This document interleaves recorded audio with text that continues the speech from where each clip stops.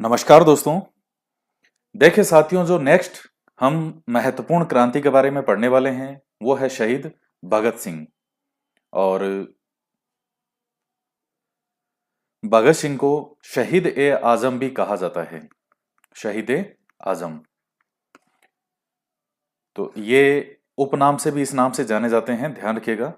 भगत सिंह को शहीद ए आजम के भी नाम से जाना जाता है। और इसी वीडियो के अंदर ही हम सुखदेव के बारे में, चूंकि सुखदेव आपके सिलेबस में है और चूंकि सुखदेव का भी जो समय है वो बिल्कुल भगत सिंह वाला ही समय है, इनके साथ साथ ही वो हर गतिविधियों में रहे और इनके साथ ही जो है उनको फांसी की सजा होती है। तो सुखदेव के बारे में तो उनका जन्म स्थान कहाँ पे था, इतना ही जानना आपके लिए सफिशियंट है, क्योंकि बाकी जो घटनाएं हैं तो उनके साथ साथ जो है चंद्रशेखर आजाद और भगत सिंह, तो उनके साथ साथ ही वो गतिविधियों में शामिल रहे। जो ऑलरेडी मैंने चंद्रशेखर आजाद का टॉपिक आपको पढ़ाया है, वहां भी कई जगह सुखदेव का नाम आया था। तो मेनली भगत सिंह के बारे में है ये वीडियो, और सुखदेव के बारे में जो उनके जन्म स्थान से संबंधित कि कहाँ जन्म होता है, बाकी तो घटनाएं ये सेम है जो इनमें हम पढ़ रहे हैं। सबसे पहले बर्थ के बारे में बात कर लेते हैं। 1907 से 1931, और सेम यही जो बर्थ डेट, जो समय है 1907 से 1931 का, यही सुखदेव का भी है। सेम यही है 1907 से 1931। मंथ थोड़ा ऊपर नीचे कोई होगा, लेकिन सन ये बिल्कुल सेम है। भगत सिंह का जन्म होता है 27 सितंबर 1907 को। कहाँ? पाकिस्तान की तरफ जो पंजाब है वहां के बांगा नामक स्थान पर। तो बांगा में हुआ था, जो कि कहाँ पड़ता है? पंजाब। और ये कौन सा पंजाब है? आज वर्तमान पाकिस्तान के अंदर जो पंजाब है। देखिए, ये भारत में जैसे इधर पाकिस्तान है, इधर भारत है, भारत की तरफ पंजाब है, पाकिस्तान की तरफ पंजाब है। पहले पूरा पंजाब ये एक ही था, लेकिन बाद में जब भारत का विभाजन होता है, पाकिस्तान अलग है, तो पाकिस्तान की तरफ भी पंजाब है, हमारी तरफ भी पंजाब है। तो जन्म जो है वो पाकिस्तान, वर्तमान पाकिस्तान के जो पंजाब में बांगा नामक स्थान पे हुआ था। और इनको जो फांसी दी जाती है 23 मार्च 1931 को। हालांकि फांसी के लिए जो डेट डिसाइड हुई थी वो हुई थी 24 मार्च, 24 मार्च हुई थी। लेकिन जो अंग्रेज हैं उनको इस चीज का अंदेशा था कि हो सकता है, चूंकि भगत सिंह युवाओं में बहुत ज्यादा लोकप्रिय थे और इनकी फांसी को लेकर के उस समय बहुत ज्यादा गुस्सा था युवाओं में। तो कहीं ना कहीं अंग्रेजों को ये लग रहा था कि कहीं ऐसा नहीं हो कि युवा जो है वो गुस्से में आकर के और जो जेल है लाहौर में उस पर ही अटैक कर दें। तो कई तरह के अंदेशों के चलते उन्होंने 23 मार्च को ही भगत सिंह को फांसी दे दी थी। डेट जो डिक्लेयर की थी कोर्ट ने वो थी 24 मार्च। तो एक दिन पहले ही इनको फांसी दे दी गई थी। माता का नाम था विद्यावती कौर और पिता का नाम था किशन सिंह संधू। तो ये कुछ बेसिक बायोडाटा से संबंधित चीजें हैं। अब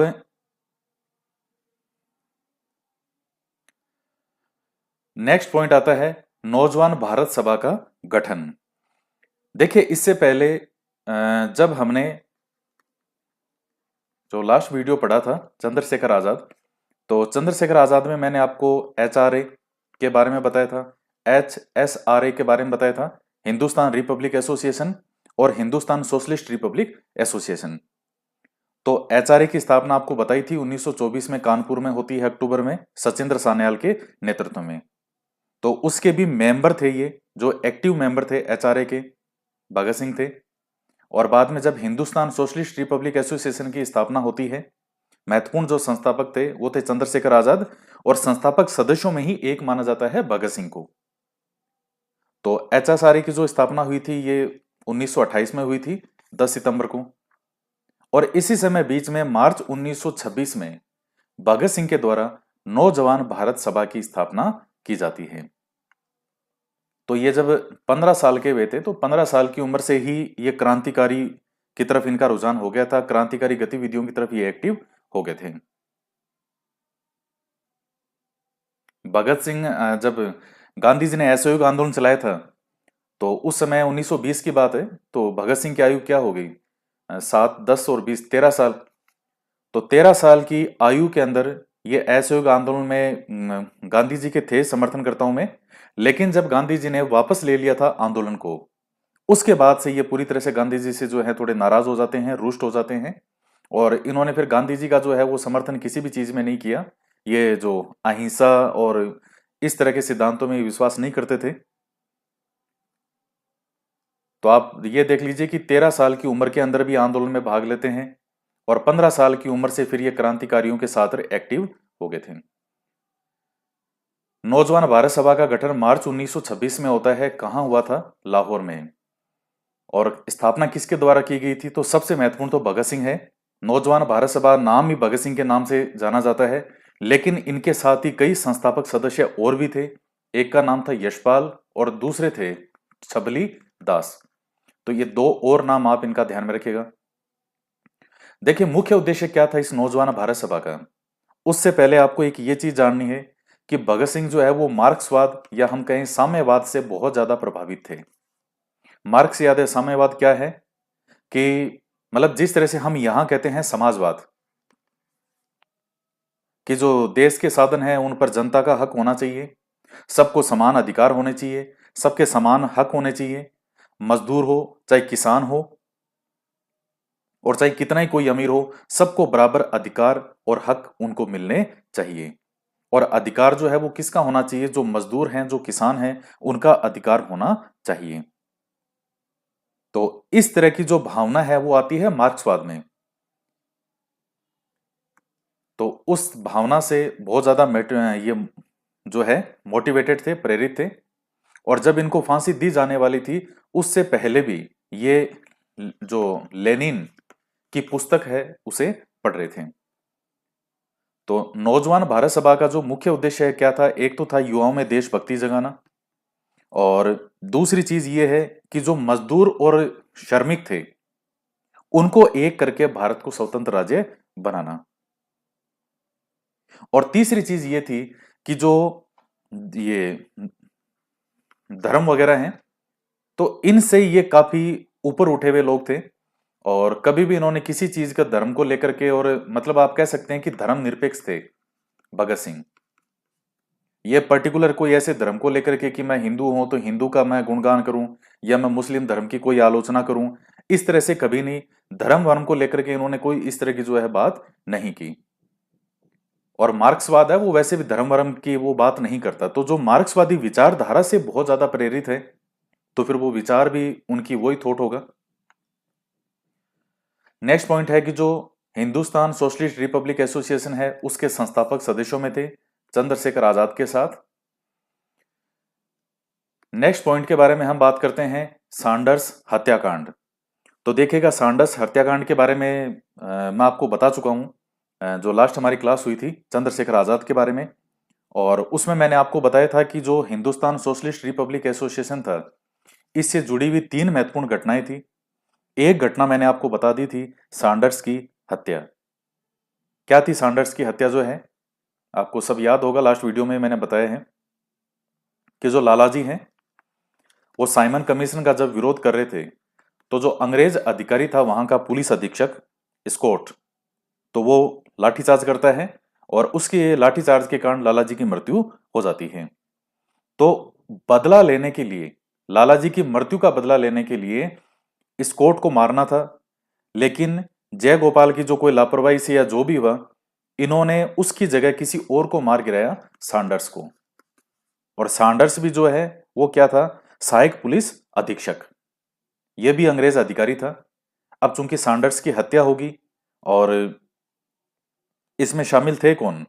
तो भगत सिंह, सुखदेव, राजगुरु, ये सब लोग इसमें शामिल थे। चंद्रशेखर आजाद, जयगोपाल, मुख्य रूप से तो भगत सिंह, सुखदेव, ये लोग थे इनमें, राजगुरु। और सैंडर्स की हत्या करने के बाद में ये सब क्या थे? फरार थे। अब अंग्रेजों की नजर में तो इन्होंने क्या कर दी? हत्या कर दी।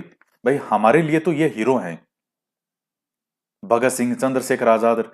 आप उस समय सोच करके देखिए कि ये पूरा भारत है और ब्रिटिश सत्ता है, अंग्रेजों का शासन है। यानी उस वक्त भारत में कौन सी सरकार है, कौन सी हुकूमत है? अंग्रेज सरकार। और अंग्रेज सरकार के अंदर किसी व्यक्ति ने जो है अगर किसी अंग्रेज अधिकारी की हत्या कर दी तो उनकी नजर में तो फिर ये क्या हो गए, अपराधी हो गए, और इस तरह के केस में तो डायरेक्ट फांसी की सजा सुनाई जाती थी।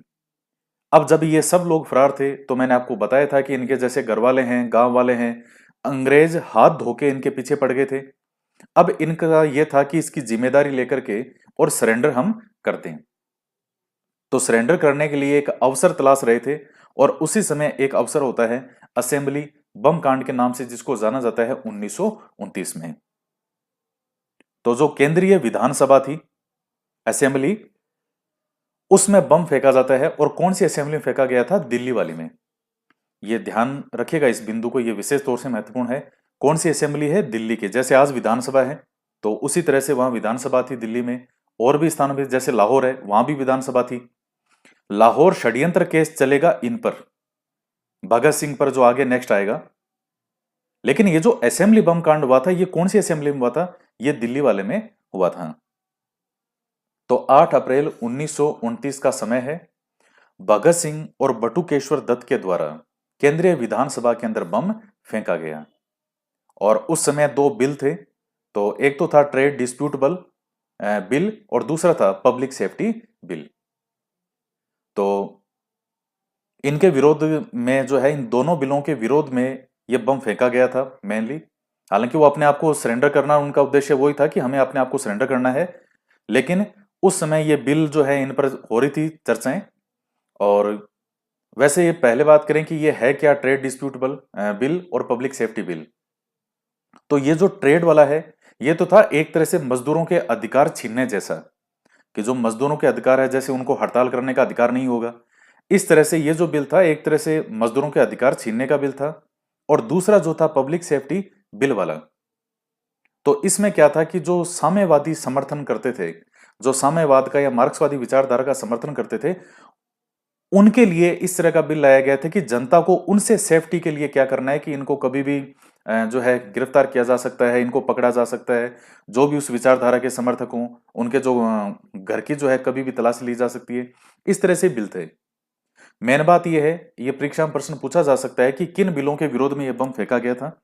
तो ये दोनों नाम आप ध्यान में रखिएगा। अब देखिएगा, जो बम थे वो ऐसे बम नहीं थे कि किसी को बम को फेंक करके और सबको जो है वो क्या कर दे, मार दे उसमें। वो बिल्कुल एक इस तरह के बम थे कि सिर्फ धुआं करने वाले बम थे और केवल शोर करने वाले। तो वो वहां बम फेंकते हैं, और जो है उसमें किसी को भी कोई हानि नहीं होती, ना ही कोई किसी की भी मृत्यु नहीं होती। और बम फेंकने के बाद में असेंबली के अंदर भगत सिंह ने पहली बार नारा दिया था, इंकलाब जिंदाबाद। तो इंकलाब जिंदाबाद का मतलब है जो क्रांति है वो अमर रहे, यानी इंग्लिश में इसको कहते हैं लॉन्ग लिव रिवोल्यूशन।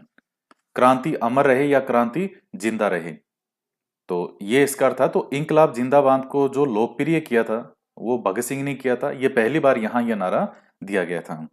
इसके अलावा और भी उन्होंने कहा था कि साम्राज्यवाद मुर्दाबाद, यानी जो अंग्रेजी साम्राज्य है उसके लिए कहा था कि साम्राज्यवाद मुर्दाबाद। तो ये थोड़ा सा पॉइंट ध्यान में रखिएगा। और इसके अलावा कुछ एक दो लाइन और भी जो है उन्होंने यहां कही थी कि व्यक्ति मर सकता है मगर विचार जिंदा रहता है। क्या कहा था उन्होंने? यही कि व्यक्ति मर सकता है लेकिन विचार जिंदा रहता है। क्योंकि उनको मालूम था कि अब यहां से इन्होंने खुद ही क्या कर दिया था, अपने आप को सरेंडर कर दिया था, इन्होंने और बटुकेश्वर दत्त ने।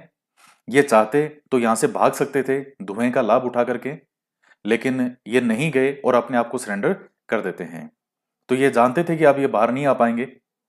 और तो ये कुछ एक दो लाइनें हैं। और एक इन्होंने ये भी कहा था कि बहरे कानों तक अपनी आवाज पहुंचाने के लिए जो है ये धमाके किए गए हैं।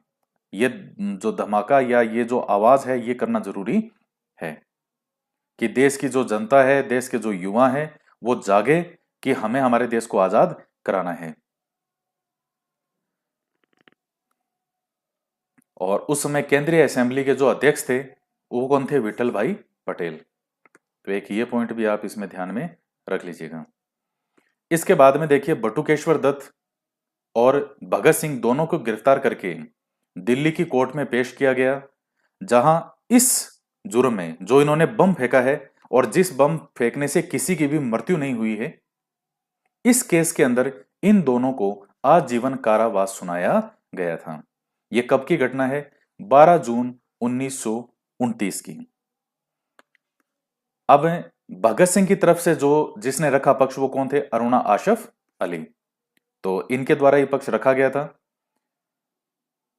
इसके बाद में, हालांकि इसमें देखिएगा, यहां पर जो भगत सिंह है उनको यहीं पहले मियान वाला जेल जो है उसमें भेजा गया था, और बटुकेश्वर दत्त जो है उनको भेज दिया गया था लाहौर। और भगत सिंह ने यहां की अव्यवस्थाओं के खिलाफ यही भूख हड़ताल शुरू कर दी थी। बाद में भगत सिंह को भी जो है वो 10 जुलाई को लाहौर जेल में शिफ्ट कर दिया गया, स्थानांतरित कर दिया गया। तो मियान वाला जेल वाला कोई महत्वपूर्ण नहीं है, लेकिन 10 जुलाई को इनको अब कहां भेज दिया? लाहौर जेल भेज दिया गया, और वहां भी जो है वो इनकी भूख हड़ताल जो है वो जारी रहती है। और लाहौर भेजने के बाद अब इन पर जो वहां केस चलाया गया था वो था लाहौर षड्यंत्र केस, जिसको भगत सिंह ट्रायल के नाम से भी जाना जाता है। यहां जो मुकदमा चलेगा ये चला था सैंडर्स की हत्या का। लगभग 18 इसमें अभियुक्त बनाए गए थे, ये भगत सिंह, ये राजगुरु, सुखदेव और इनके सहित। तो ये जो लाहौर षड्यंत्र केस था, क्योंकि इसको जो मारा था इन्होंने पुलिस अधीक्षक को, सैंडर्स को, तो यही मारा था लाहौर में। लाहौर के अंदर जो केस चलेगा लाहौर षड्यंत्र केस।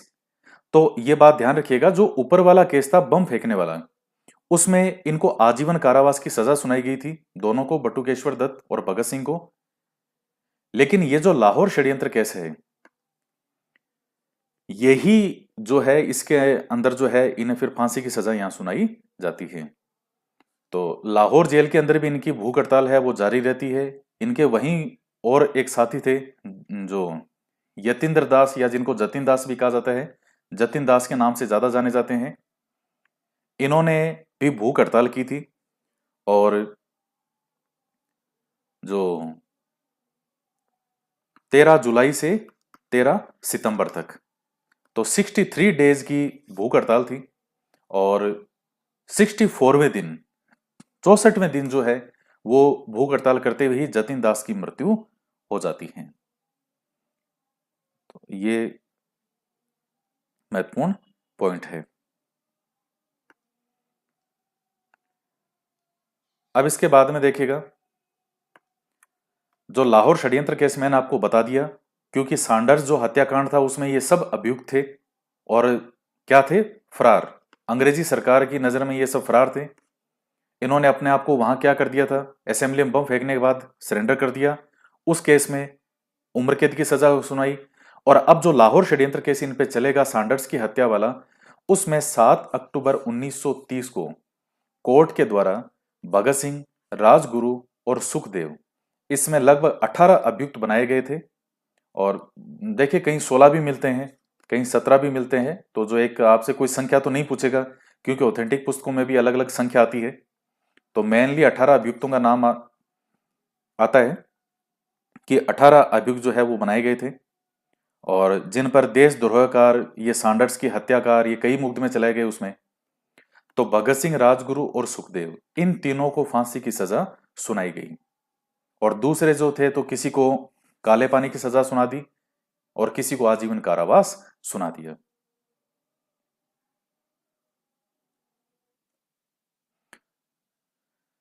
तेईस मार्च 1931 को तीनों क्रांतिकारियों को लाहौर जेल के अंदर फांसी दे दी गई। जो डेट डिक्लेयर मैंने आपको बता दी, जो डेट थी फांसी की वो थी 24 मार्च।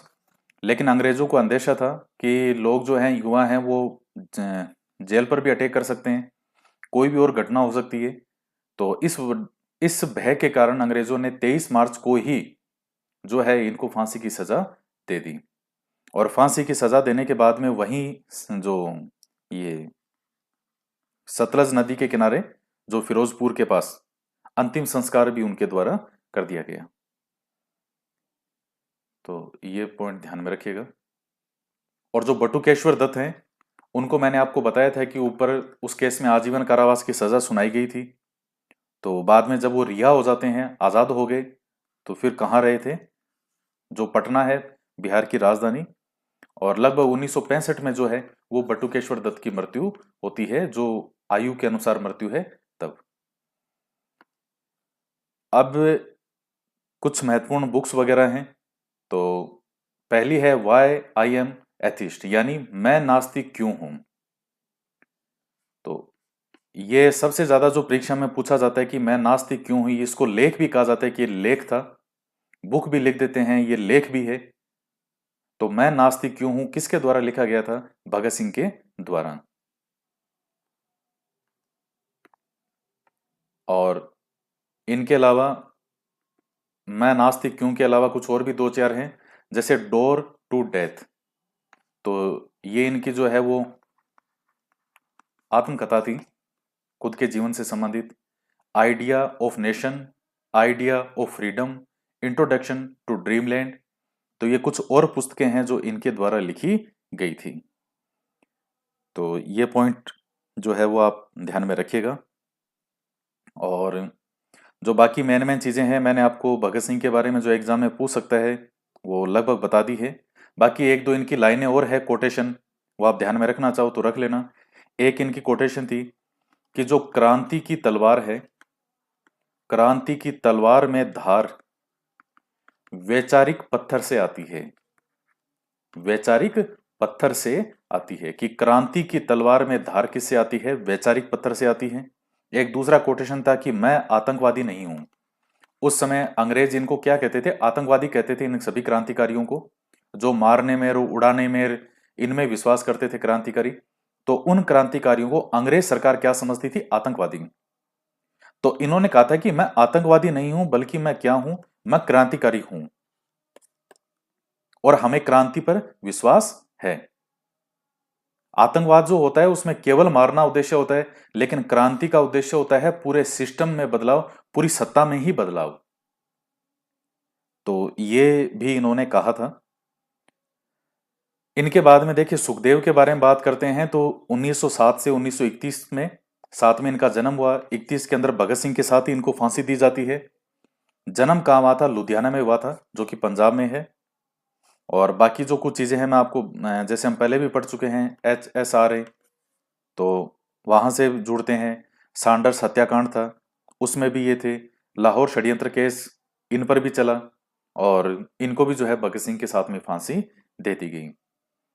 तो ये कुछ जो इनसे जुड़े हुए, सुखदेव से जुड़े हुए कुछ महत्वपूर्ण बिंदु थे।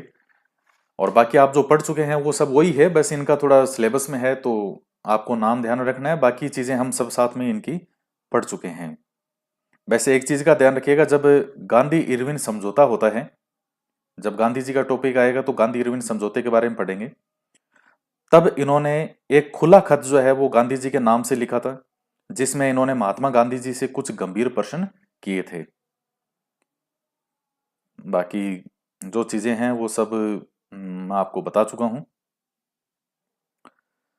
तो भगत सिंह के साथ साथ ही थे जीवन में, जहां भी जो भी घटनाएं हुई है उसमें। तो आशा है आपके जो है काफ़ी चीज़ें कवर हो गई है इस टॉपिक में। और मेरा प्रयास यही है कि जो मैं आपको पढ़ा रहा हूँ वो आपको परीक्षा में मिल जाए। इसके अलावा आपको कुछ पढ़ने की जो है, अलग से पढ़ने की कोई आवश्यकता नहीं पड़े। तो आज की वीडियो में इतना ही। नेक्स्ट वीडियो में और आगे हम नए टॉपिक पर बात करेंगे।